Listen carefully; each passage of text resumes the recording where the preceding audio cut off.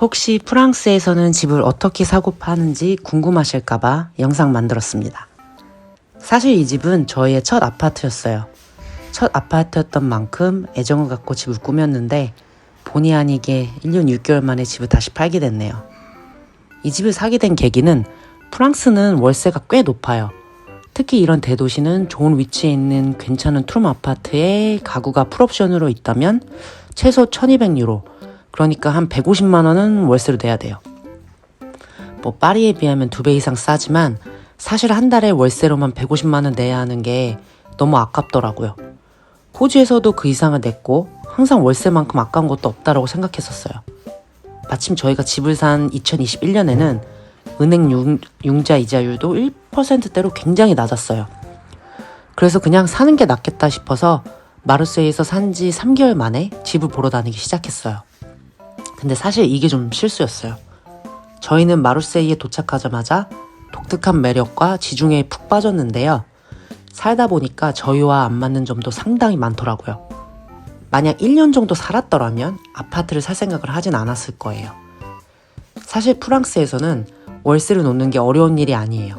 특히 마르세유처럼 큰 대도시는 정말 어렵지 않기 때문에 다른 데로 이사가면 월세 놓으면 되지 하는 마음에 사기로 결정했어요.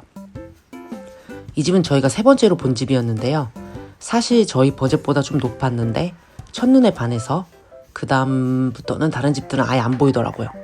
이 집의 크기는 71m 평방가에 또 21평 정도입니다. 방 2개, 그리고 부엌과 거실이 이렇게 나눠져 있고 부엌과의 다이닝룸이 꽤 커요. 프랑스는 이렇게 욕실과 화장실이 나눠져 있는 곳이 많고 사람들이 또 선호해요. 가격은 이 아파트 4억이 좀 넘었어요. 사실 크기나 위치에 비해서 좀 높게 책정된 가격이었지만 새로 고칠 곳이 하나도 없었고 특히 저 부엌과 베란다가 너무 마음에 들었어요.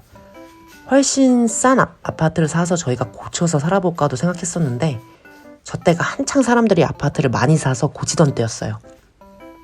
이자율이 낮고 은행에서 융자도 꽤 잘 나왔거든요. 그래서 일손 구하는 게 쉽지 않았던 데다가 오렐리아는 일하느라 바쁘고 또 제 프랑스 실력으로는 일하시는 분들과 소통이 어려울 것이라고 생각해서 조금 높은 가격인 줄 알았지만 이 집을 사기로 결정했어요. 프랑스에서 집을 사시려면 르봉크왕, 수롱저, 비행이씨라는 앱에서 집을 보시면 돼요. 르봉크왕이 가장 보편적으로 쓰이는 앱이에요. 저희도 여기서 집을 찾았어요.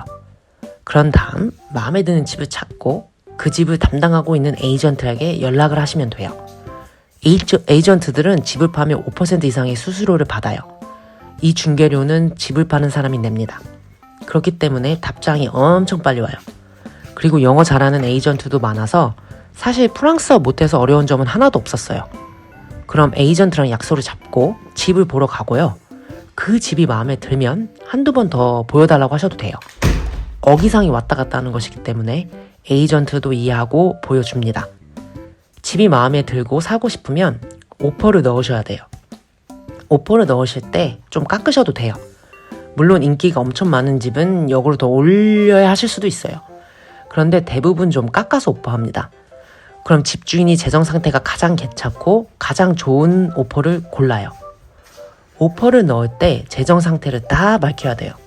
은행에서 얼마나 융자를 받을 수 있고 내가 지금 얼마나 현금을 넣을 수 있는지 등. 그 다음부터는 법무사가 다 알아서 해줍니다.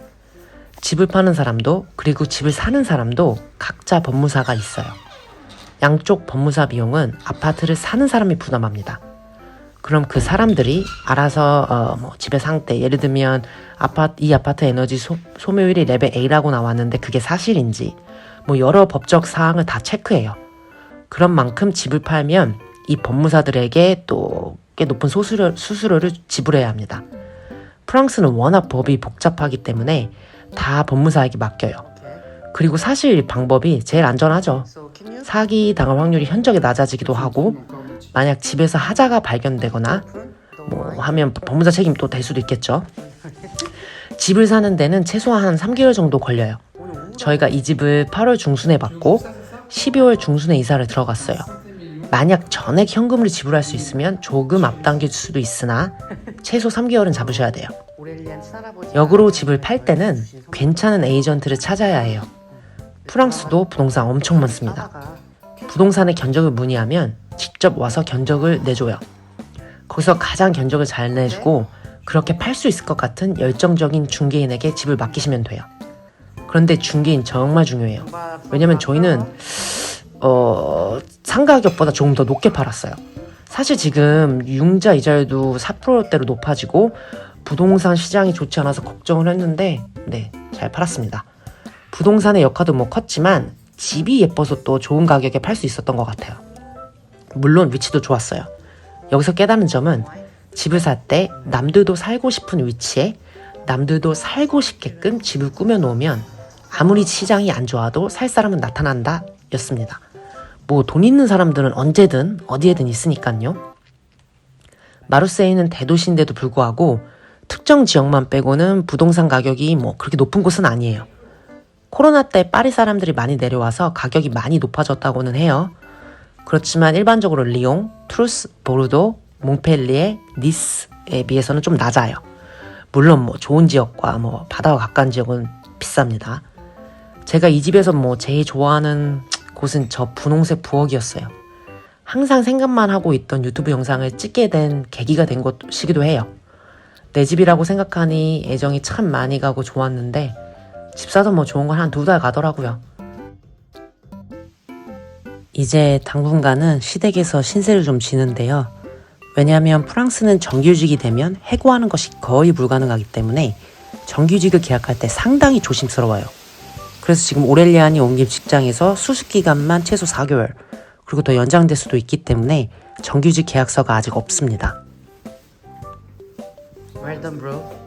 No, enough. 잘 가. Attends, pas prêt encore. 아, 오케이. Step number 1. Music. To pump up this day. 오케이. Ça. 잘 가. Second. Oh, 제발 가. c'est lourd. Comment on dit c'est lourd en coréen? 아, 무거워. 뭐랬냐? The lift is there. Please go. Et lunchbox. 맛있어. 잘 가. 갈까? 프랑스에서는 이 정규직 계약서, 그러니까 세데이 계약서가 없으면 또 아파트를 구하는 게 좀 어려워요. 왜냐하면 또 세입자가 월세를 안 내도 내쫓지 못하는 나라가 프랑스거든요. 그래서 집주인들이 세입자를 볼 때 굉장히 까다롭게 봅니다. 여차하면 2년 동안 월세도 못 받는데 못 쫓아낼 수도 있거든요. 프랑스는 뭐 알면 알수록 재밌는 나라고 정말 철저히 약자를 위한 나라가 아닌가 싶어요. 뭐 세입자라고 약자는 아니지만요. 저는 호주에서부터 이사를 정말 많이 다녔어요. 그래서 이번에 아파트를 찾게 된다면 집 사기 전까지는 엔간하면 이사 가고 싶지 않아요. 뭐 체력이 예전 같지 않기도 하고 이사 다니는 거 너무 힘들어요. 뭐 여튼 제 영상이 여러분들에게 도움이 되었으면 합니다. 영상 시청해주셔서 감사합니다. 빈집 보니까 이상하네.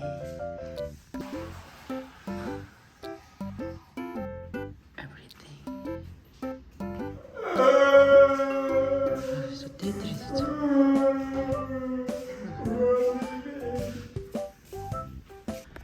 안녕. 내 첫 집.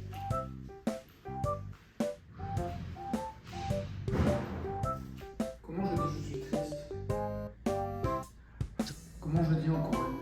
슬퍼. 슬퍼? 뭐가 슬퍼? 난 하나도 안 슬픈데? 2년 살았으면 됐지 뭐.